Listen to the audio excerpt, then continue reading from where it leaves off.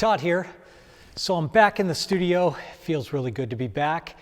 I haven't posted anything in a long time. It's because I've just been on location. I don't wanna waste a minute. Don't have any plans, bring it. If you got a glass, fill it. Cause I need it, Monday is a bitch in it. I don't wanna think about it. So if you know the song, sing it. About to spend it all.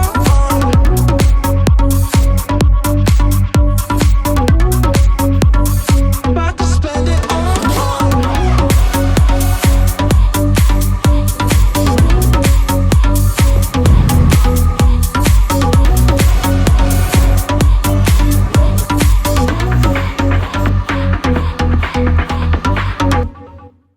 So that was just a brief look at the last 3 months of life on the road. So fortunate that my wife gets to travel with me most of the time, 90% of the time. It does make life a lot easier on the road and a lot funner as well. Now let's talk about the lights, strobe versus LED. I bring them both with me now, and these are the lights I use.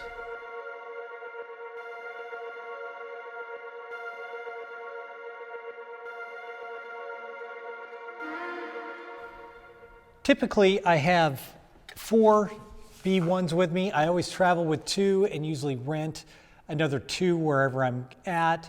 4 batteries for each set of 2. And that lasts you all day, but just put them on the charger, the batteries, as soon as they can, so you keep them rotated, so you've always got batteries charged. And the beauty of these is that there's no cords, and which makes life really good when you don't have to deal with a lot of cords, especially if you're shooting in an environment where it's active, where there's people can walk by. There's just less chance of somebody tripping over cords. And another bonus to the strobe, or plus I should say, is if you're trying to balance, when you're shooting stills obviously, trying to balance the outside light to the inside. So if you're shooting through a window and you want to grab detail out there, you can do that with strobes, where when you're using the LEDs, unless you've got a lot of power or you're shooting into open shade outside, it's tougher to do that.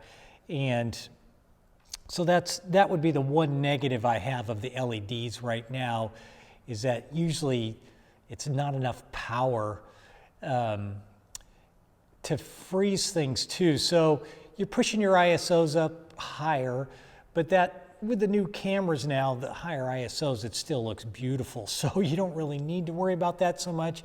Just kind of my old still shooter, keeping the ISO low. I prefer to do that, keep that noise down as much as possible. But the one thing I have found that I really am enjoying with these, the 15C, I travel with 2 of these, and then the little 6C as well. It's really great for a lot of situations. The LEDs where I get into is where I need to use some of the existing lighting, whether I'm shooting down a hallway, in an office scenario, in an OR, wherever that may be. If there's a lot of existing lighting, I can match it and use that available light along with lighting with these guys to enhance what is there and what you know is existing, to make it all kind of look seamless. So I typically like to light so it looks believable to the area, so nothing looks lit. So when you first look at it, you go, oh my gosh, that wasn't a strobe firing in that guy's face or something like that. I want it to look believable to the situation, and that's always kind of my style, I guess I could say. And you know, some of the bigger lights, you know, the 300Bs, I travel with 2 of those usually, or I like to rent the Aperture. I've just started renting the Aperture 600 LS600, the LS600 RGB, which is great if you're trying to add a little color back in the background.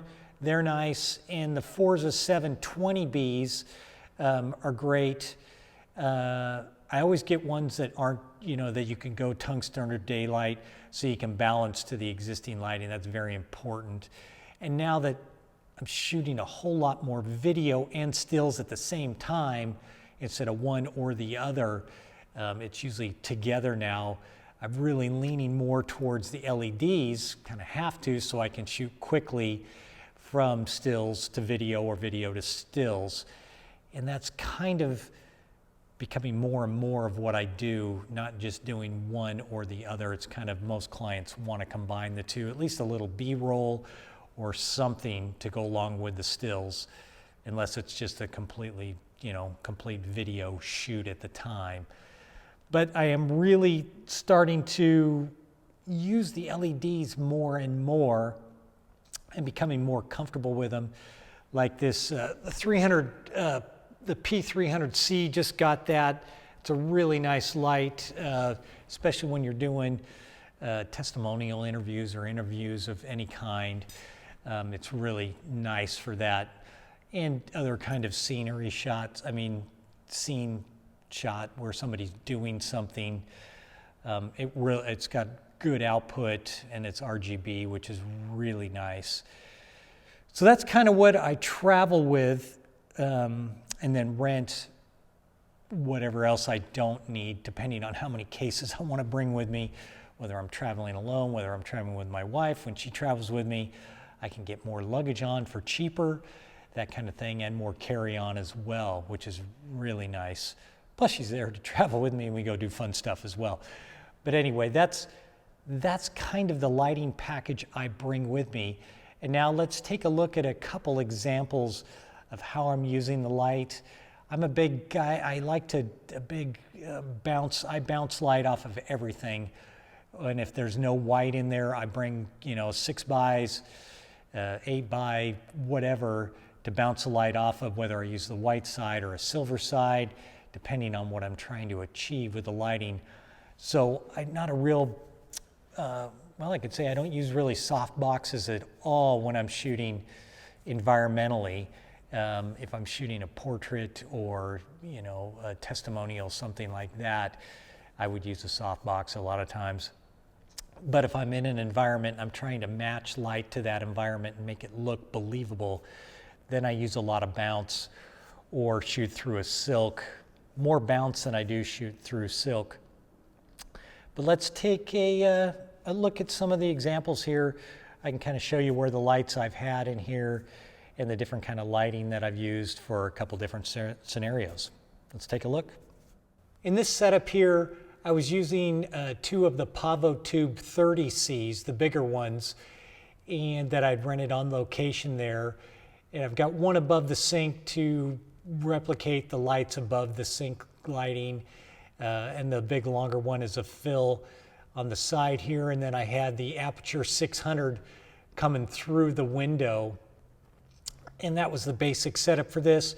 And here I was shooting stills and video at the same time, B-roll and the still shot. I don't shoot a ton or have my assistants or people shoot the behind the scenes stuff a lot that show my lighting, just because a lot of times the shot or the person in the shot or the product can't be seen yet until I can't really show it until it's out in the public. And this will be out in 2024, so I can't really show the finished product here on this one. Same with a lot of these here I'm going to show you. And then this one was using the Pavo Tube 15C just to create a little catch light in the eye. We're shooting outside, pretty much open shade on the roof of a building here, and was just using that to, above, having the assistant just handhold it, which is great with those 15Cs or the 30Cs. You just can have them Hollywooded in there and get a little catch light in the eye.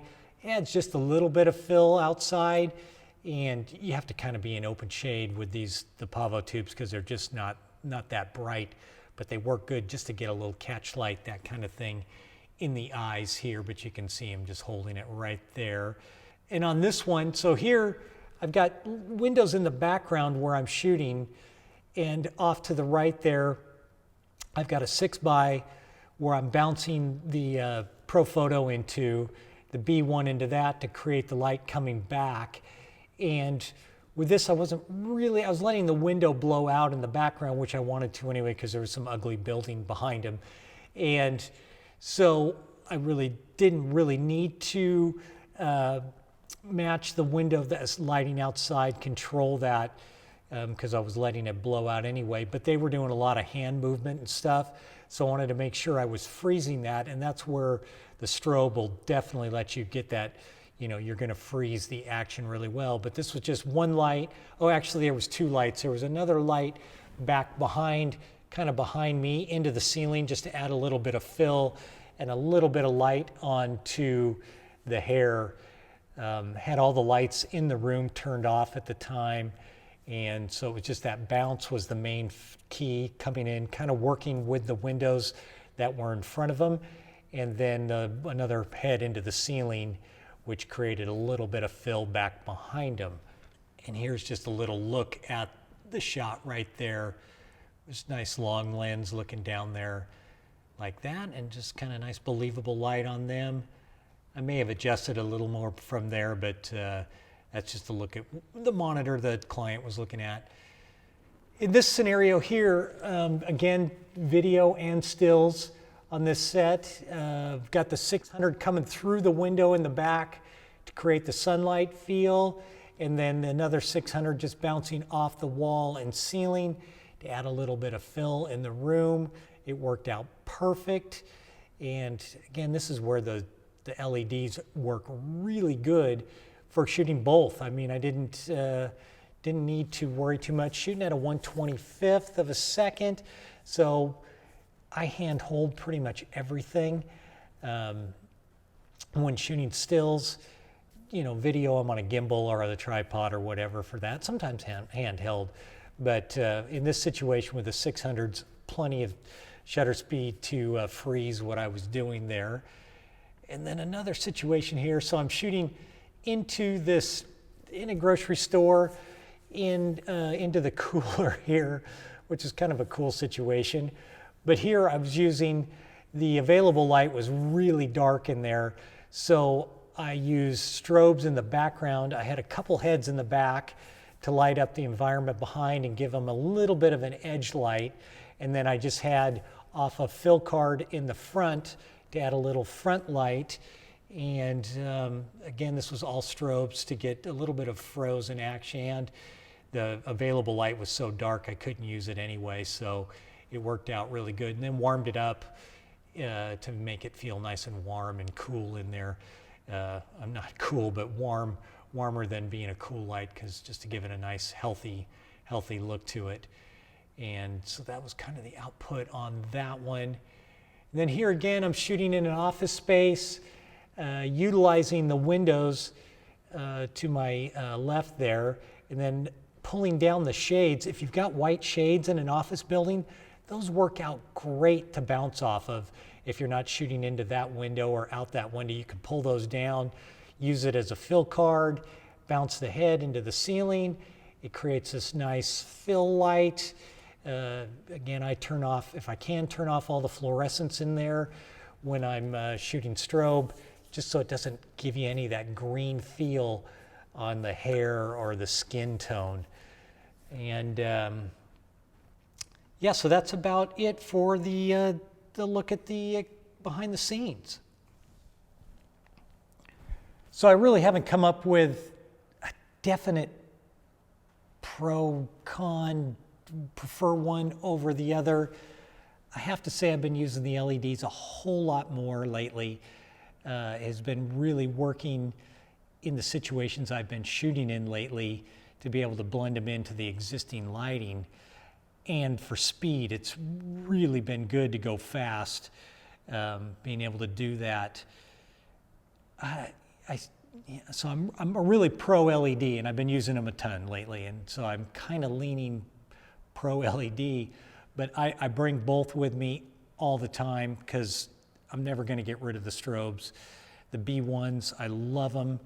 They've got the B10X. I haven't used those yet, the smaller ones, which would be nice, be a little bit lighter to carry, to get these to travel with me, but haven't used them. Mine are still great, and I've used the crap out of these things, and they're really good.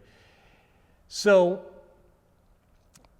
LED strobe versus one versus the other, I gotta say you bring them both, but I have been using the LEDs way more, and they've just, with all the being able to, the RGB or the being able to go tungsten or daylight with them and adjust the brightness and stuff, they're really, really good now. And being able to shoot at a higher ISO really helps too. So I'm kind of pro LED right now. That could change depending on the job, but for right now, I really like in the LEDs. So happy holidays, and until next time, I'm out.